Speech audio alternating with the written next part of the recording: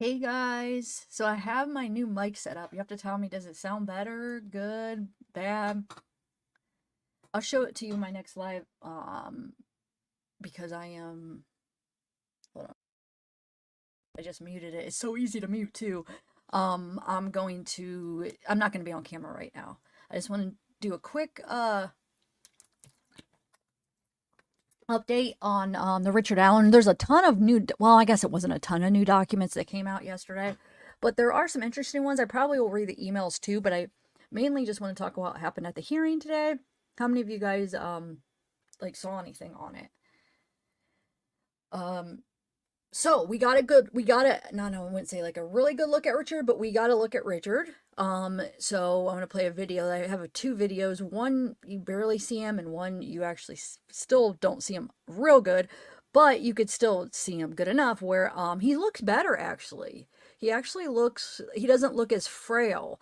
He still has that look where he looks like confused or like zoned, that look where he's like almost like out of it kind of look. First of all, how do I sound, guys?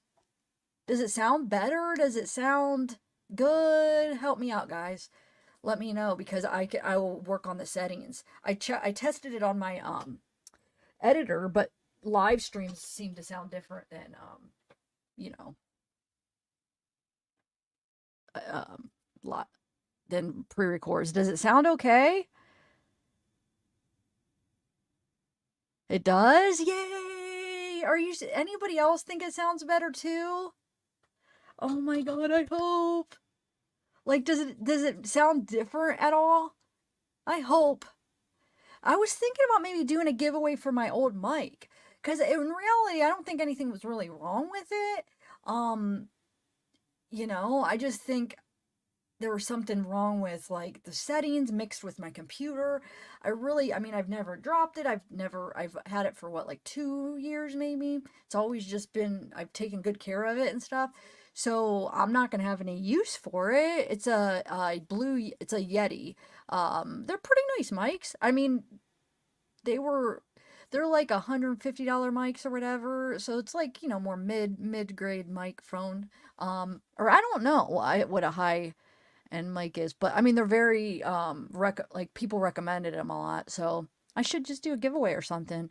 Ashley, I should give it to you maybe or something. But oh, sounds like I'm in a tunnel. Hold on one second. Well, actually, I'm gonna play this. Let's just start here real quick. You think haunted? Hold on one second. Tell me, make sure I'm gonna mute it. I want to see if the mute works. So when I mute it, let me know if you can still hear me.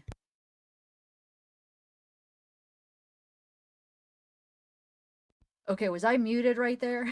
I just want to make sure that works too. Okay, so hold on one second. Let me. Oh, shoot.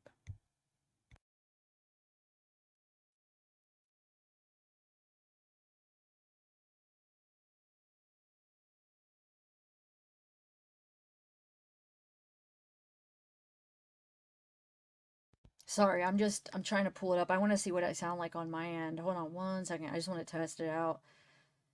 But I won't be able to put on my microphone. Just give me 1 minute though. We'll watch we don't get to see the whole hearing, but we get to see him walk in. We get to see Judge Gall walk in.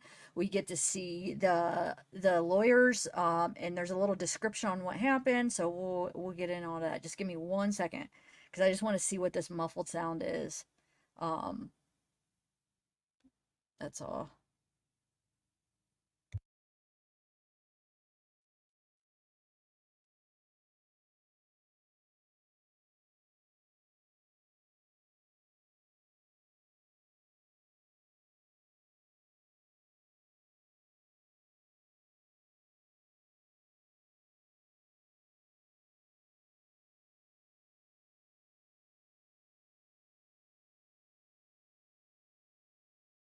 Okay, I tested. I think it sounds really good, actually. But I didn't put it in with my earphones, but just from listening on my phone, it sounded excellent. It sounds really clear. I mean, I could turn down the gain, but when I turn down the gain, or I could turn down the mic sound. That's what I was trying to debate. Like, you could adjust the mic sound or the gain. Now, the gain, I just turned down the gain a little bit. Does that sound all right now?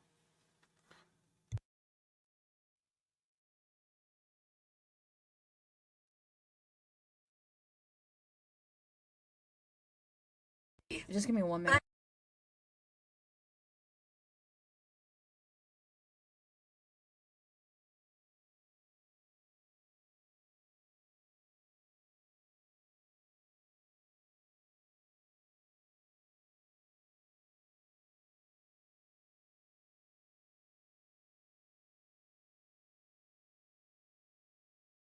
I don't know, guys. I turned it down a little bit, but I also could adjust the mic volume, but I was trying to find like a good, because you want some gain. I have the gain like in the middle. Okay. I know. I think it sounds pretty good too. I hope it just sounds better than my other one. All right. So I'll play the first one where they're videoing him walking in, which you don't get a really good look. And then I'm going to play the second video where they kind of describe what happened, and then we'll read the article where they kind of describe what the judge said. Rozzy and Baldwin, they want to take the case pro bono, and judge will not let them. But here, let me play this here.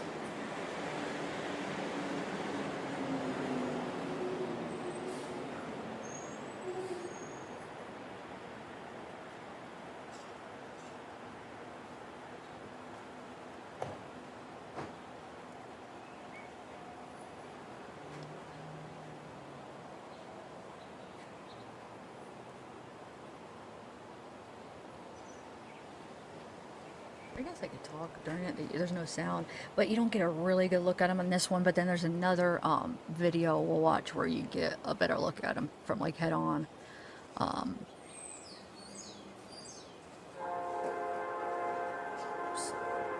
And the main reason, guys, now I could say it because I didn't want to put it into people's head of why I got a new mic. So look, he doesn't look as frail. He looks like he put on some weight since last time. I know we don't get a huge look, but like from the back, doesn't it kinda? So, but anyway, on my last mic, which I would never have noticed, but somebody commented, and then I couldn't stop hearing it. Every time I would talk, you would hear this slight beep, and it was there. And then I went back to my old lives, and it wasn't there. So it started on about like maybe my last 4 lives. It's very subtle, but once you know it's there, you can't not hear it. And I probably would have never heard it. And then when I said something a couple lives ago, people were like, "Oh my God, I hear it now. I can't not hear it now." Like, so, okay, I'm not going to tell anybody more about that until I get a new mic, because, people didn't even hear, a lot of people didn't hear the problem until I said it. But it was just driving me nuts. So that's why I got a new mic. Okay, so that's that one. And then here is this one. Yeah, Megan, that court hearing got out a couple of hours ago, and it was only a quick 15 minutes. On top of that January trial date being pushed back, Richard Allen now has new attorneys. Richard Allen is accused in the 2017 murders of Abby Williams and Libby German. Their families sitting front row in the courtroom as they have every hearing, and it was a dramatic one. Allen's now former attorneys Andrew Baldwin and Brad Rozzy were in court despite their previous withdrawal from the case earlier this month. Judge Fran Gohl has now formally disqualified them from the case after Rozzy and Baldwin filed to represent Allen pro bono following that withdrawal. Judge Gohl denied that request, citing gross negligence, and Baldwin wasn't happy about that. He spoke to reporters after the hearing about the judge's ruling. Baldwin, can you provide any comment? Journalism. It's time for you guys to start being journalists. Gohl apologized to Allen for denying his request to keep Baldwin and Rozzy, saying she cannot and will not allow them to represent him. She then officially appointed his new defense attorneys Robert Scrimmin and William Labrado. Allen's new defense team asked for that trial to be pushed back. The state and Judge Fran Gohl agreed with that, saying they likely won't be ready for trial on that original January date. The new trial date, it's set to start October 15th. As for what's next in this case, only time will tell. We're in Delphi. Megan? Why do I love that he said that journalists, it's time for you to start being journalists? I'm not 100% clear on what he means by that. How did you guys take that? Because I feel like us media and journalists and, I feel like we could be all kind of grouped together. I feel like we did a really good job at pushing that memorandum, and not like we did it purposely, but like I guess there would be like the mainstream more media, I would feel like kind of said it was crazy. I guess there were a lot of people that said it was kind of crazy, but if you look at overall, I mean, you're not going to have everybody agreeing on stuff. So I feel like it caused like a lot of people to start talking about it and digging into stuff. So I don't know if he said that as like, come on, like we're like they're slacking, or if he just said it like, okay, yeah, keep on doing it, like pick up the pace and start, there's a lot to get into here. Or how did you guys take that? I liked it either way because I don't know. So yeah, so they offered to do pro bono, she denied it. And then here, let's read this article because it has some good stuff in it here. Hold on. It kind of tells a little bit. Hold on, let me add. So you kind of get a good look like those eyes, like he looks like scared, like almost like a scared look, or like, but it almost comes across as like he's like out of it, like he's like not even aware what's going on. I don't know, it could just be scared, fear, but he's had that look ever since we've seen him in court. I guess more so when he came back to court, when the first hearing where he came back where he looked horrible, that was when it was really noticeable. I guess before that he didn't quite look like that with his eyes. But I did a Halloween background.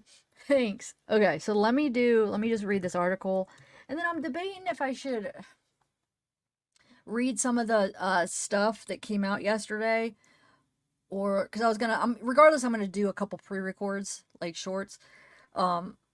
I don't know if they'll actually be shorts, but like pre-records. So I'm debating if I should read them here after I read this, or just get off and then read them and do the videos. What do you guys think? Hey, Kelly. Hey, Haunted. Plankton 80.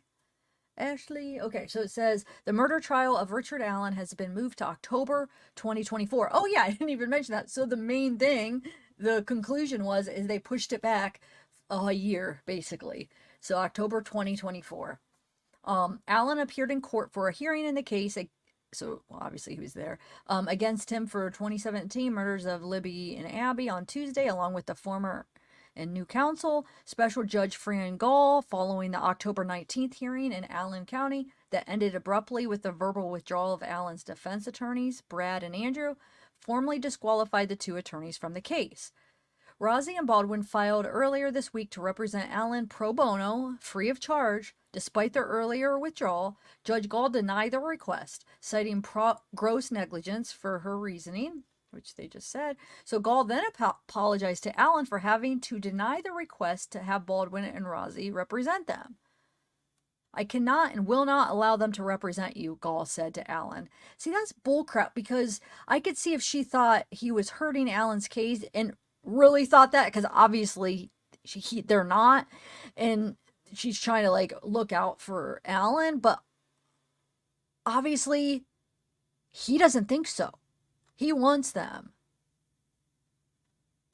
and it's bullcrap that she's not letting him. You know what I'm saying? He feels comfortable with him. He likes all the work they've done, the route that they're going. I just feel like this could cause a future, like I don't know what it wouldn't be called, mistrial, because it didn't start, but something, an appeal, something where they could, say he didn't get a fair trial or fair, However, I don't know what the legal terms would be for that. But I feel like it could, right? Obviously, he's going to appeal it if he gets convicted, but oh shoot, it's echoing. Dang it. Hold on a second. That's weird. It, it wasn't echoing earlier. Why did it freaking start echoing?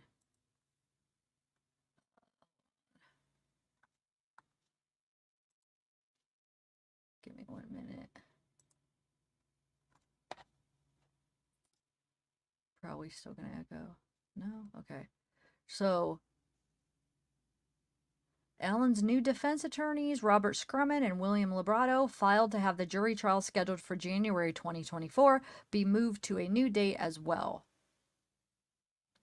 Scrumman and Librato cited it being impossible to be ready by January, partly due to not receiving past discovery in the case yet. Gall approved this motion and scheduled the trial for October 15th through the 31st, 2024. So, only 2 weeks? Wait a minute. She really thinks that's only going to be like 2-week trial? Do you guys think that's enough? I feel like that's not quite enough time.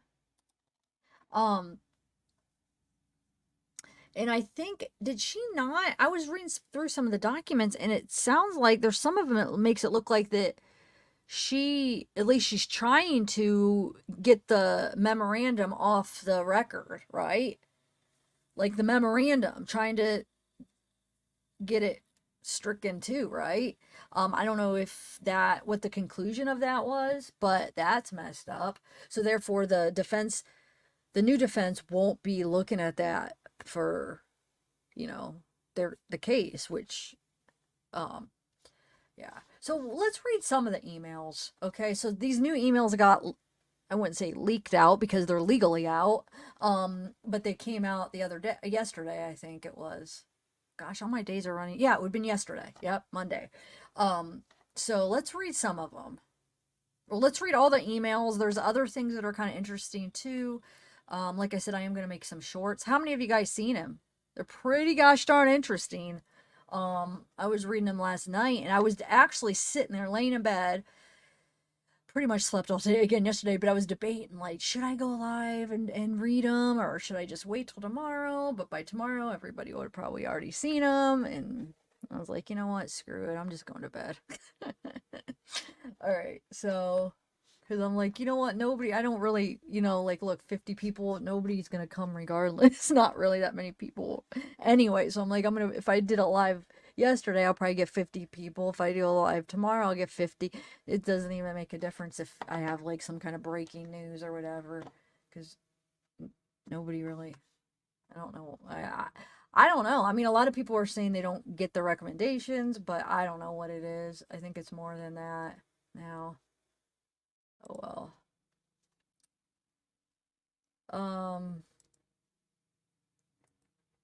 Hold on, let me bring this up. Got my oh, you guys, when I was I forgot to bring up one of the main things I wanted to bring up or was it 2 nights ago when we were talking about the Saeed case? One of the other possible suspects that I feel like could be a possibility, but can't believe I forgot it. I'm so mad at myself. But we'll end up talking about it. But that was a fun live, guys. I have fun. That really was. Okay, so let's 191. We'll just start out with the emails, and there's a couple other documents maybe we'll go over, but like I said, I'm gonna make some pre-records on it anyway. All right. Okay. So here start some of these emails. How many of you guys have seen these? Oh, happy Halloween, guys! Oh my god, I forgot. I even have my Halloween background. I forgot to tell you. Yay, happy Halloween. All right. I haven't. Okay. Who else hasn't? Hey, Sean. Yes, that's true. That's true. But that's actually, this could be a blessing in disguise, but not really though, because that's true about that. It gives him more time. But if Scrumman and Librado aren't going to go that route, it doesn't make a difference. And we know the freaking other investigators and the people working the case, they don't, they're going, they're already sold or at least stuck on like, no, it's Richard, you know?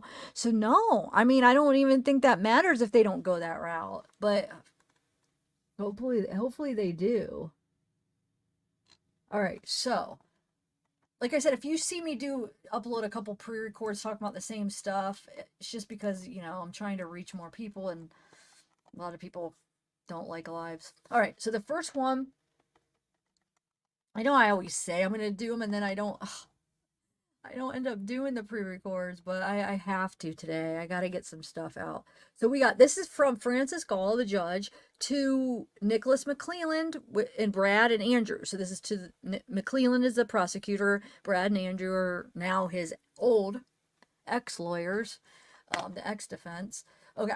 So this is from October 12th, 2023. So remember, October 19th was the hearing where they withdrew. October 12th was supposedly the day that she told him to quit working on the case until the hearing. Remember, she said quit working on it. It was like a week to just like quit. Okay, so she says, gentlemen, this is beyond tragic. Once again, I'm at a loss for words. I'm deeply concerned that Mr. Allen's defense is being compromised by all these recent events. I will have my staff schedule a hearing in Fort Wayne for next Thursday, October 19th, 2023 at 2 p.m. to discuss these recent developments and upcoming hearing.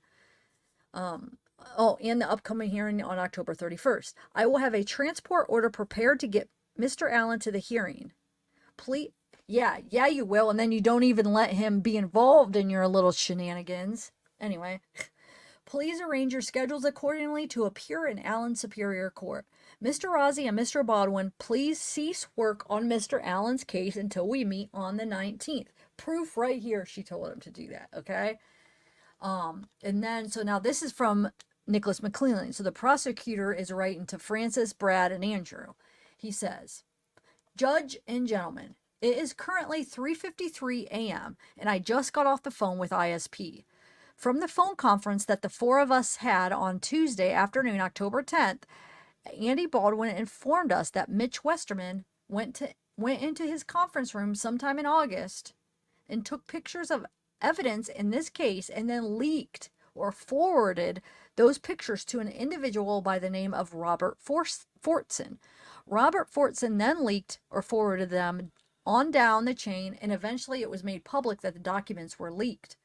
Robert Fortson lives in Fishers, Indiana, and is employed as a civilian, Title 32 technician at the Fort Wayne U.S. Air Force Base. As part of the investigation, an ISP detective went to the Air Force Base in Fort Wayne to interview Robert Fortson on Tuesday afternoon to get a statement from him about the leaked information. The goal was to gather photos that he had taken and make sure they were deleted from his phone, and 2, find out who gave him the photos and who he gave the photos to. Robert Fortson met with ISP detective but refused to answer any questions and stated that he wanted an attorney. Soon after that, we had our phone conversation between the four of us. Oh, that's when he said it, soon after. Okay. At 10 p.m. last night, Robert Fortson unalived himself. I apologize for the lawn mowing. Gosh darn it. I want to do pre-records. It's going to ruin my day. This guy, our guy that lives behind us, super nice. But he mows the lawn so much. Like 3 times a week. My grandma used to be like, why, like, nobody understands, like, why does he keep mowing the lawn when it doesn't help? And it's really annoying when you're trying to record. Like, I used to do my records down the basement when I would just, before I did a lot of lives, I did like a lot of pre-records where I just sit there, talk, and then about whatever. It was the Watts case when I started. And if I would start early in the day, get a head start, he'd be mowing the lawn and ruin the whole thing. It'd be like, gosh darn it. I'd get so mad. Anyway, okay. Where are we at? At 10 p.m. last night. Yeah, he unalived himself. And like reading this, it does make you like it is because of this, and that's crazy. Because there's a part of me like, well, what if it was other stuff going on and that's why he did it? Is it really because of this? But it does sound like it is. So it says one self-inflicted gunshot wound. He is married and has a teenage daughter. The initial information that I have is that his wife stated that he was worried sick about being in this situation. And the last info that I have is that Robert stated to his wife that if I just be honest or come clean about where I got the photos, I will be okay. I'm not sure if this is the appropriate way to notify everyone of this, but it's 4 a.m. and this is the latest in the bizarre twists in this case. This is getting serious and way out of control, gentlemen. If you have additional information about this leak, please forward it on to me or ISP Detective Holman immediately. I do not want to get into another phone call like this that Mitch or someone else involved in this leak has hurt themselves or someone else. I am up if anyone needs to call. Okay, so, and then we have, this is October 8th. Hold on a second. I want to see what date that was. That was October 12th. Okay, yeah, October 12th at 4:07. So that was after she sent 6:59 a.m. Wait, no. Oh, I'm reading these backwards, huh? All right. Sorry. All right, so the next one we have here is, yeah, I'm kind of going backwards. Now we're going to October 8th. So the first one was, for that day, he did it at 4, and then Francis Gall responded at 6. Sorry. Okay, so October 8th, 11:05 a.m. So remember, this would be before that. Hold on, let me see what the one, maybe I'll start going in order now. Yeah, I'm going to go back. I'm going to go from the bottom up now that I know. Okay, so October 6th, 4:13 p.m.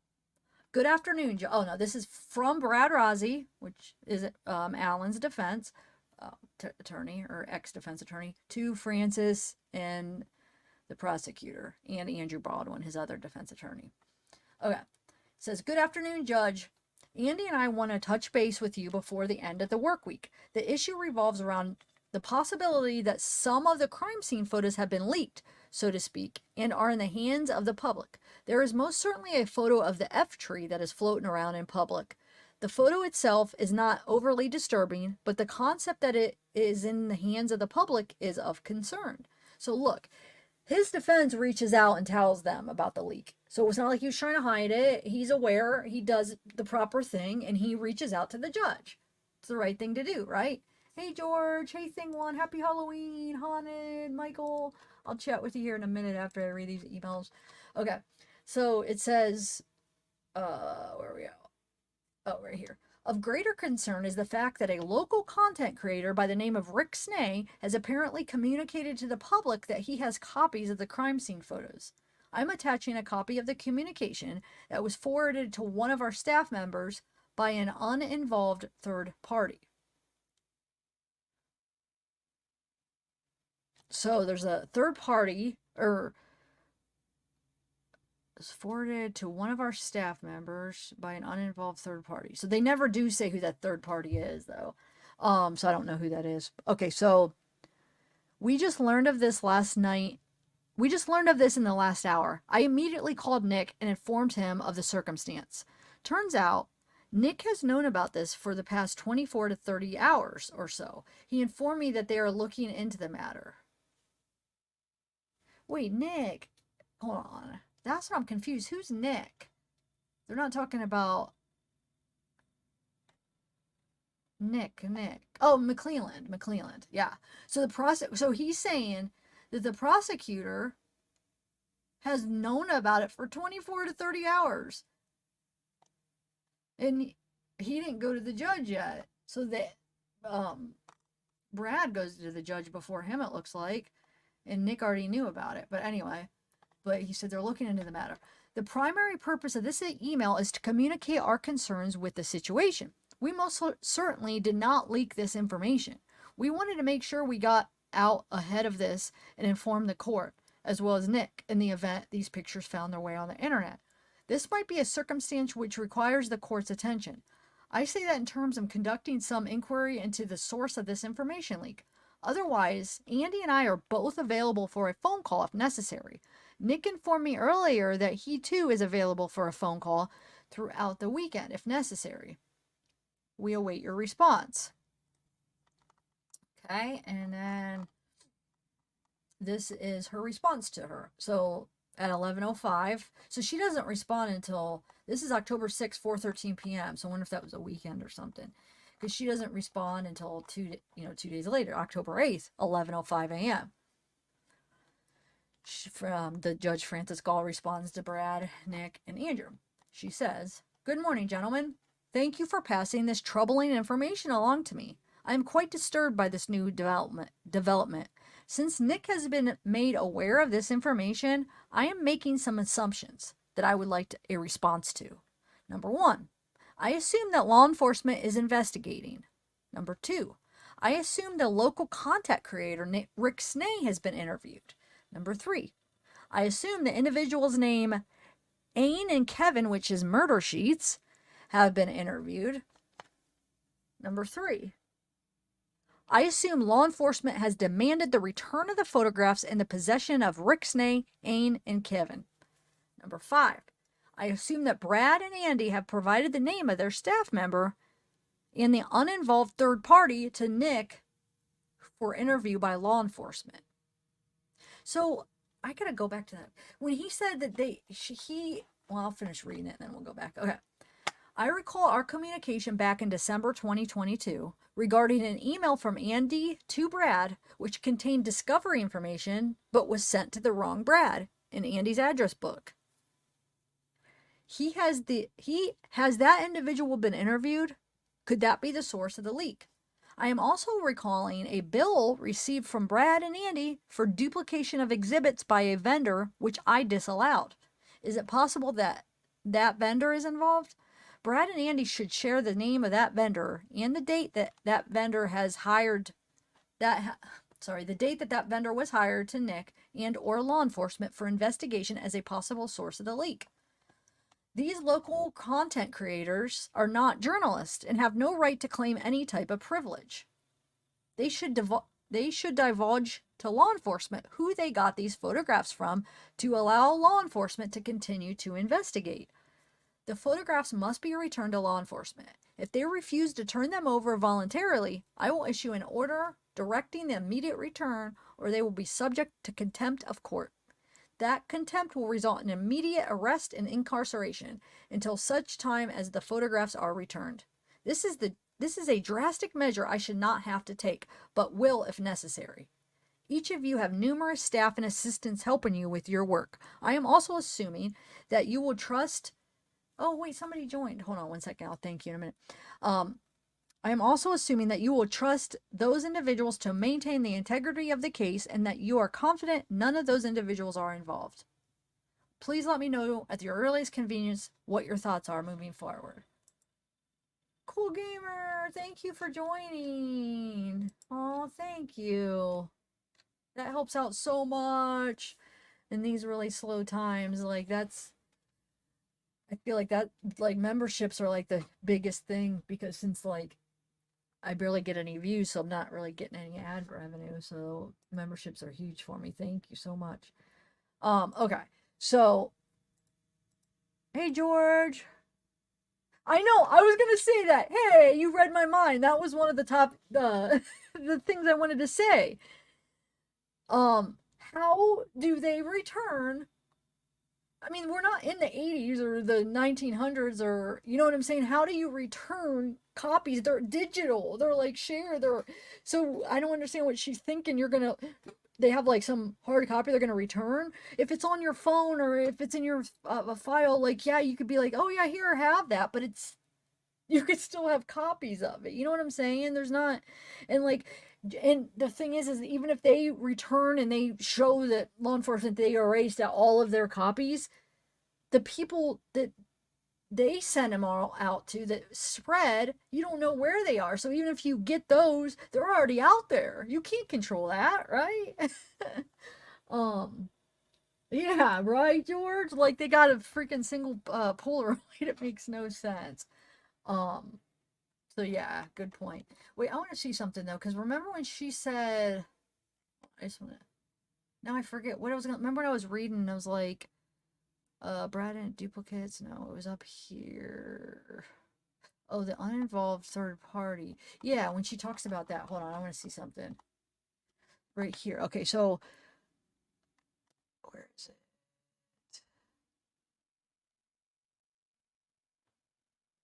Gather the photos and make sure they're deleted.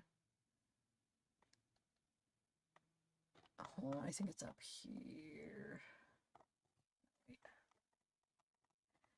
Because I want to know when he's saying that he wants to send them on a conference, four of us. Actually, I think it's this next one. No, it's not.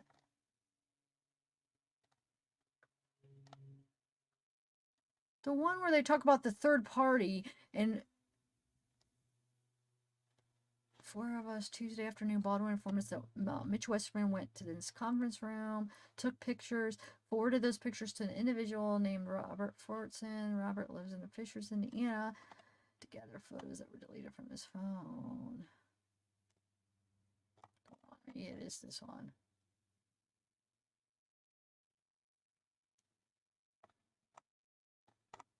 I guess not. Maybe not. I don't know. I thought when either Andy or Brad was talking about that third party, I thought that they're saying they were forwarding whatever the conversation was. I just wanted to kind of see how they worded it, but I can't find it now. Oh well. Oh wait, here it is. Okay, so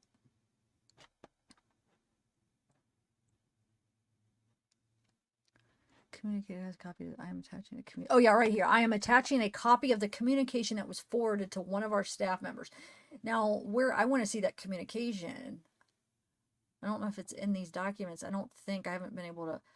I went through them really quick, but I'm attaching a copy of the communication that was forwarded to one of our staff members by an uninvolved third party. So what I want to know is whatever was sent to this uninvolved third party, did it have the pictures in it, or was it just like talking about, oh, this got leaked? I guess it doesn't matter, but okay, so those are the emails. Let's see what else we could go over. There's some of the stuff at the beginning I wanted to go over too. Oh, here's I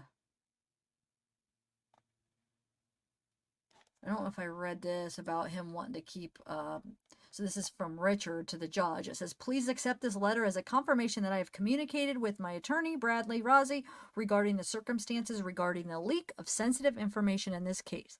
I am aware that images of crime scene photos and other related documents were taken by a friend and former employee of Baldwin at Baldwin's office. I have discussed with Attorney Rozzi the potential impact that the distribution of these documents could have on my defense. Attorney Rozzi has also communicated to me that the prosecutor has requested that my attorneys be disqualified from representing me in the case. I do not want this to happen. I want Mr. Baldwin and Mr. Rozzi to continue to represent me until the case is resolved, one way or the other. I believe that they are acting in the manner that is in my best interest. I appreciate your time and consideration in this matter. Hold on one second. I'm going to go up top. There's a few things I want to read up top too, but let me make sure I read everything I wanted to on this one.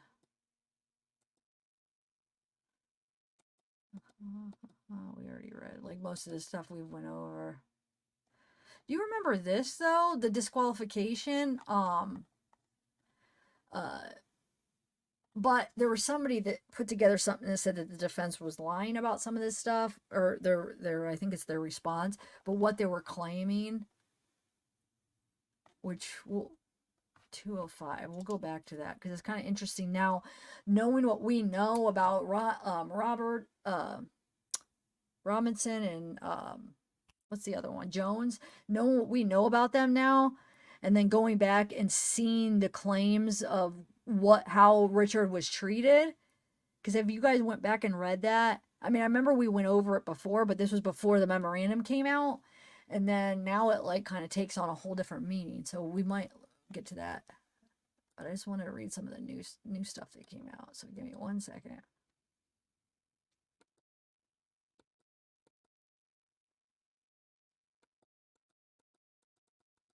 I don't think there's anything else up down here. I think I'll have to go up.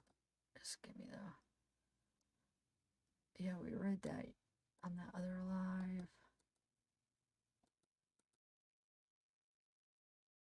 I read all these before on one live or the other. Okay, yeah, we'll go up. Okay, so...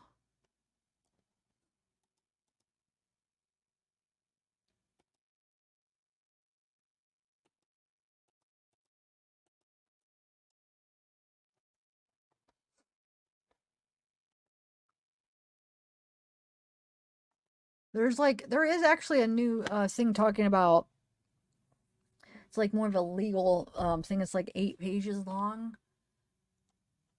I don't know if I have it separate, but it should be in here too, though. Just give me 1 minute. I want to find I have the other part highlighted that I wanted to read.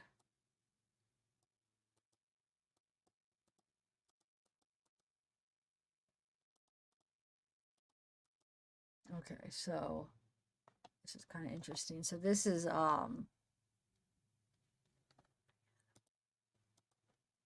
verified request for access to court records excluded from public access. So this comes now, intervener mystery sheets LLC, doing business as Murder Sheet by counsel Kevin Greenlee. And respectfully request access to court records excluded from public access pursuant to Indiana Access to Court Records Rule 9B. In support of this request, intervener provides the following. So here's the thing. The guy, what's his name from Murder Sheets? Now I forget. Dang it. We were just reading it too.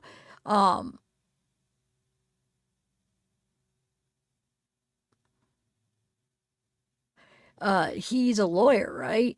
So, you know how they somehow kept getting access to things that freaking even the media wasn't even able to get. The media would go to them and get the information, like the mainstream media. So it was crazy. It's like, how are they getting this access to this stuff that no one else is able to get? But here, you know, since he's a lawyer, I mean, look, he's freaking trying to request records that are excluded from public access, and you know what I'm saying? It knows how to word everything, I guess. It knows the laws, maybe. Yeah, we have to wait till next year. Yep, October 2024, NMAG. So anyway, so this is, they're trying to get access for court records, Murder Sheet. So it says on April 28th, 2023, a letter was filed with the court. As of the dating of this filing letter, this letter remains confidential. Thereafter, on May 17th, the defendant filed its verified motion for temporary restraining order and preliminary injunction. It's just lists like all this stuff. So they're just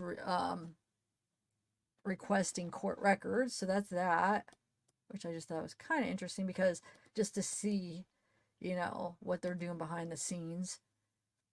And then this is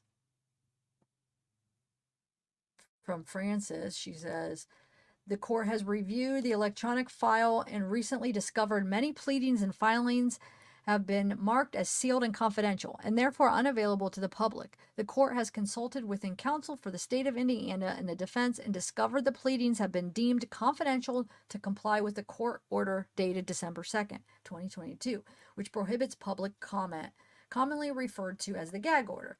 Counsel agree with the court that the public interest is best served by transparency, but that certain pleadings should remain sealed. Counsel agree that the original unredacted affidavit for probable cause shall remain sealed as it lists names of juvenile witnesses, that the transport orders previously entered and future orders shall remain sealed for security purposes, and that the defense ex parte motions and related orders shall remain sealed pursuant to long-established case law. All other pleadings filed prior to the date of this order shall be unsealed and available to the public, except for the pleadings explicitly mentioned in this paragraph. Future pleadings and filings that are to be confidential shall comply with court rules. Further, the court has consulted with the clerk of Carroll Circuit Court about the impact of this order on our office and staff and the public interest in the pleadings, which are being made available. As to hundreds of pages of documents are being unsealed, this may create obstacles to the clerk and the public.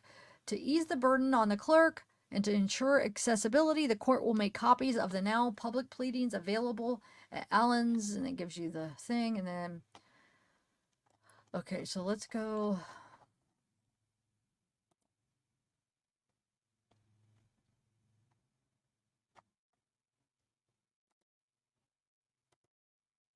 And there's this one, it talks about how, like, there's hundreds of freaking documents that are all listed. They all have the same date, and, like, they're not even titled appropriately.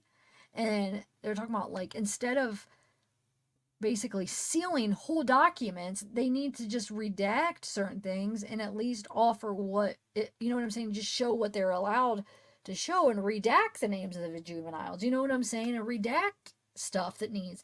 You can't just, like, not give the public access to any of it. You can't just take the whole document. Nope, because of this and this, you can't see any of it. No, then you just redact those things out, you know?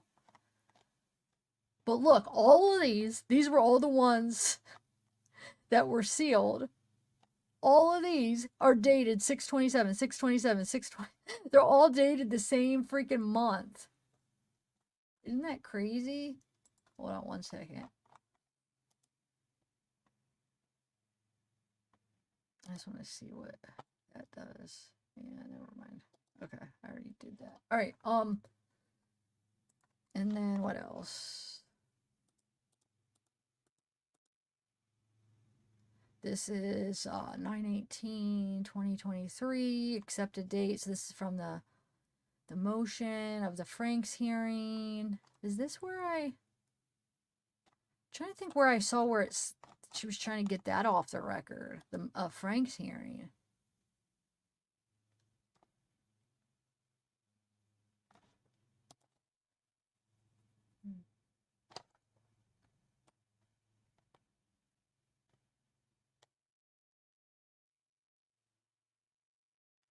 Okay, let's just read some of this real quick. We're going on 48 minutes. Okay. I wanted to keep this under an hour. All right, so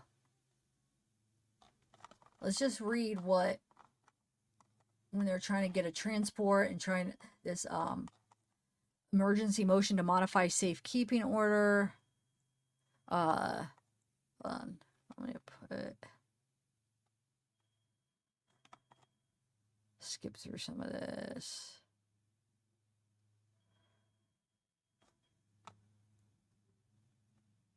Because now, like I said, reading it now, it kind of takes on a whole different meaning, some of this, knowing some of these details. So it says, counsel recently visited the prison and was denied of his request to inspect his client's cell block and living circumstances. Despite this, counsel has reason to believe that Mr. Allen has been required to endure the following conditions over the course of his 5+ month detainment at the facility. Mr. Allen has been entombed in a cell as small as 6 feet in width by 10 feet in length, a space no larger than that of a dog kennel. Mr. Allen is sleeping on a pad on a concrete floor. He's afforded showers only 1 to 2 times per week. He's required to wear the same clothes, including underwear, for days and days on end, all of which are soiled, stained, tattered, and torn. He's a constitutionally innocent man, and who is a constitutionally innocent man and maintains his factual innocence as well, has not been afforded any opportunity to visit his wife or other family members during the last 5 months of incarceration, during which time he has been subjected to conditions akin to those of a prisoner of war. He's allowed only an electronic tablet through which he can make calls to family members, all of which is monitored by prison officials, with the cost of all phone calls being borne by Rick and his family. He's routinely supervised by other inmates, companions as referred to within the confines of the prison, who sit on watch outside of his cell door on a daily basis. He's afforded very little, if any, recreation time outside of his cold concrete and metal quarters. Mr. Allen delivered, or attorneys for Mr. Allen delivered nearly 1,000 pages of police reports to Mr. Allen on Friday, March 24th, 2023, with the intention of seeking their client's cooperation in his own defense. As of Monday, April 3rd, said information has yet to be provided to Mr. Allen. Mr. Allen's detention is such that he is isolated geographically, not only from his family, but also from his attorneys, who are required to travel for hours to speak with him in confidence regarding his case. Said visits also require making logistical arrangements with prison officials in advance of visits. It's impossible for him to share, Mr. Allen's attorneys to share confidential and sensitive information with Mr. Allen due to the logistical challenges associated with Mr. Allen's segregation and isolation. So he's being deprived of his constitutional right to assist in his defense, while the prosecution sit in the comfort of their own home. He's being treated less favorably than can a convicted person. He has suffered from depression dating back to his early years. Upon his incarceration, Mr. Allen was presumably evaluated and medicated by prison medical staff. Up until a visit with Mr. Allen on April 4th, counsel found him to be polite, communicative, with a great eye contact, generally responsive, exhibiting a good sense of humor. On occasion, in spite of his false arrest and circumstances. However, he's deteriorating.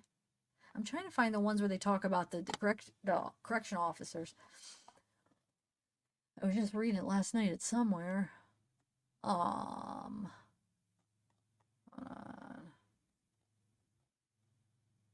So April 20th. Oh, this is the. So as recently as April 21st, Baldwin and Allen, with optimistic news about the direction of the case. Mr. Allen was inquisitive about the information, was thankful about the information, optimistic about the information. Only 10 days later, attorneys for Mr. Allen observed a steep decline in his demeanor, ability to communicate, ability to comprehend, ability to assist. Basically, he was just very different. Suffering various psychotic symptoms, schizophrenic and delusional. They believe he's suffering from memory loss, demonstrating an overall inability to communicate rationally with counsel and members and family members. Okay, where's the one?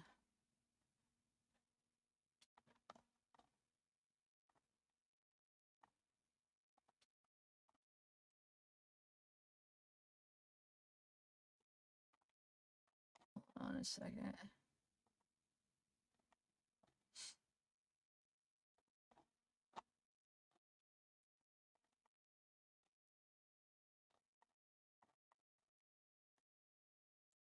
There's another one. Maybe it's this one that talks about the no,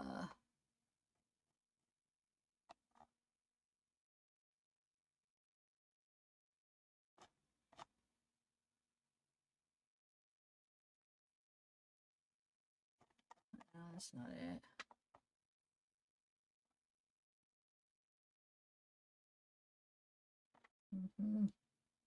The one where they were like tasing him and stuff. Oh, yeah, right here. Stated in Allen's defense team received videos from the Indiana Department of Corrections, interactions between prison guards and Mr. Allen during his incarceration. One video represents an incident which appears to have occurred between May 18th to the 25th. In the video, Sergeant Jones can be seen warning the defendant that he will be tased if he doesn't remove his hands from the cuff portion. In Allen's cell, defendant Allen did not remove his hands from the cuff port, which resulted in him tasing him.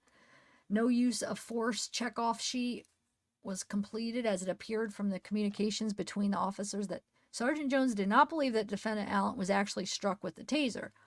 The issue of whether or not he was struck by the taser is of no consequence. At no time during this altercation was defendant Allen posing any safety risk to any of the officers involved or any other inmates housed in the facility. He was securely locked in the cell within the most secure unit, and the only aspect of noncompliance involved is defendant Allen's hands sticking outside of the small rectangular sleeve in the cell door that is used to exchange food, medications, and other items with inmates. And then there's a second video which appears to have been taken between May 9th and 15th, where defendant Allen is locked securely in his cell. Prison guards appear to be removing handcuffs from the defendant, presumably after transporting defendant back to his cell from some other location in this facility. While it is difficult to tell, it appears that Sergeant Jones may have been present during the incident. Either way, an unknown officer deploys his taser, striking defendant Allen's hands. Again, there was no safety threat being posed by defendant Allen.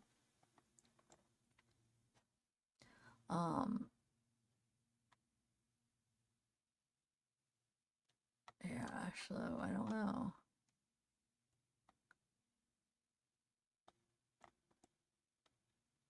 Pretty sucky. Oh, here's another one. Wait. During the video, so there's a video appears to have been recorded between April 17th and 21st. Allen is being transported to a location to get his haircut. During the transport, an unidentified prison guard is walking defendant Allen on a leash. Sergeant Jones can be seen in the same video. At approximately 2 minutes, 17 seconds into the video, the unknown officer with the leash reaches up to his right chest area and removes the patch from his uniform, placing the patch in his pocket. It appears from the video that someone, most likely the individual holding the camera, prompted the unknown officer's actions.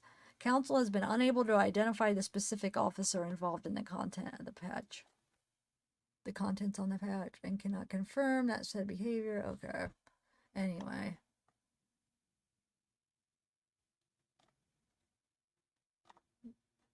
Yeah.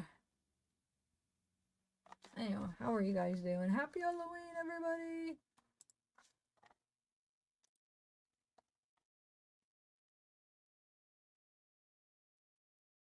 Yeah, I mean, it's very corrupt.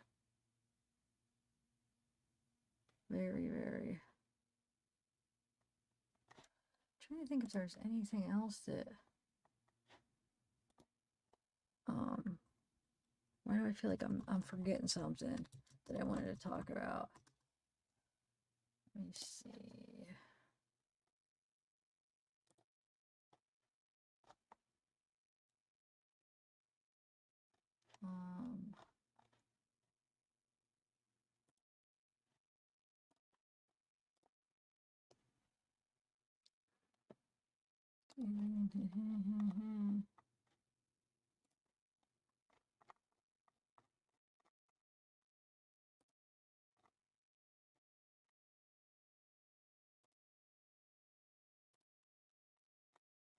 Just looking through some stuff to see.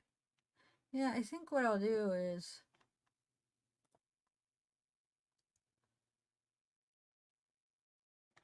yeah, I just work on some pre-records, I guess. Wait, anybody going trick-or-treating in? I'm sure. So, I know I learned, like, I feel like not that long ago. Or maybe was it when I was in Colorado? I don't know, but a lot of people go trick-or-treating on Halloween, but growing up, we always went that Sunday closest to Halloween. I think it would be the Sunday before Halloween. And that's when we always went. So that's crazy that I wish we would have went on Halloween. And at night, we always went in the daytime. Come to find out, most people go like in the evening. Oh, look, here's a picture somebody got. Let's see, breaking.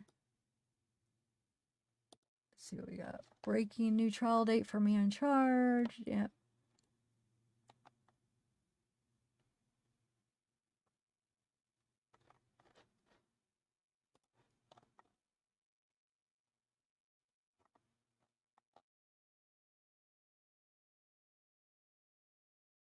Wait, new attorneys for Richard Allen are asking for the Indiana Supreme Court to weigh in on the case over several specific issues. Oh, wait a minute. I didn't know that. Hold on. Did you guys hear that?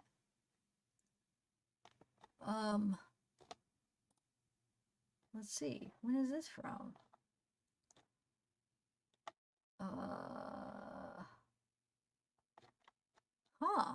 New civil attorneys for Delphi murder suspect Richard Allen are asking for the Indiana Supreme Court to weigh in. Okay. Among the civil attorney claims, hundreds of documents are improperly excluded from public access. Oh yeah, that's what I was telling you about. They're excluded. Allen has asked his chosen counsel to make filings on his behalf, and the judge ordered the clerk of court to remove those filings after ruling Allen's chosen counsel are no longer on the case. Dang it, she's why is she so not liking what she's doing? The trial court has failed to perform the clear, absolute, and imperative duty imposed by the court to access court record rules and trial rules. The Chief Justice issued a November 9 deadline for any party to file an objection or any supplemental material. The court will then take the matter under advisement. Civil attorneys claim court made 118 documents accessible to the public on June 28, 2023.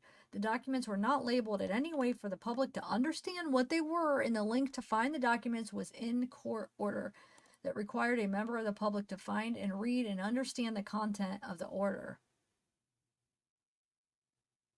Oh, and then it says the attorneys are also claim a filing by Allen's defense team raising concerns about the search warrant for Allen's home was filed as a public document but was removed from the record. In that filing, the defense team claimed the probable cause affidavit used to obtain the search warrant for Allen's home misled the court. Wow. Wait, probable cause.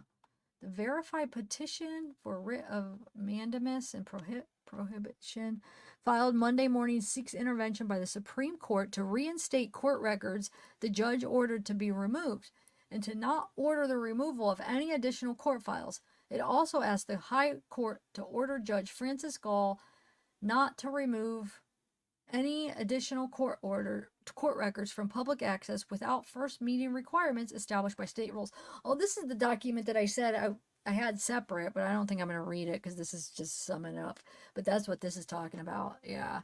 It's really a fancy legal way of saying follow the rules and don't break them again, explained longtime defense attorney and former deputy prosecutor Katie Jackson Lindsay. She said the new Supreme Court filing is intended to hold the judge accountable for ensuring that important court records are public.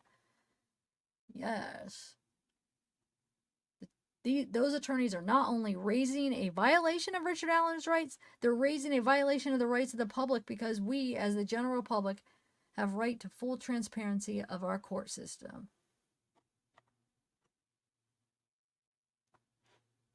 And then the civil attorneys also addressed the issue that led Allen's criminal defense attorneys being taken off the case. In the filing to the Indiana Supreme Court, Allen's attorneys claim he was made aware that a friend and former employee of Andrew Baldwin had photographed the crime scene and released without his consent.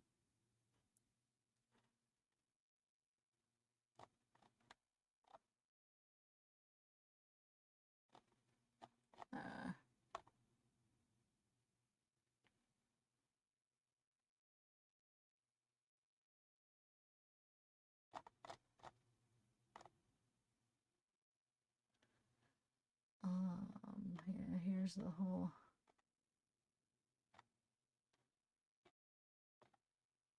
Huh. Yeah, messed up. Messed up.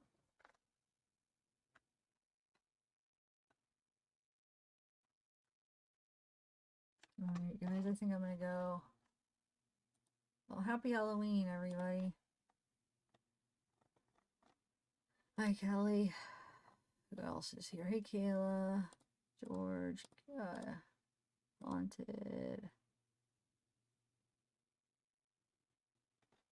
Oh, at work all night.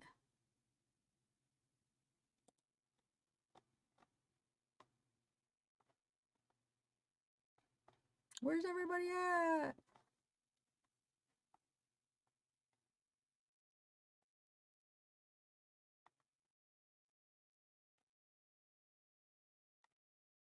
I learned to grow.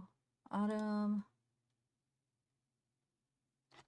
Alright, I think I said hi to everybody. Oh, and thanks again, Cool Gamer, for joining.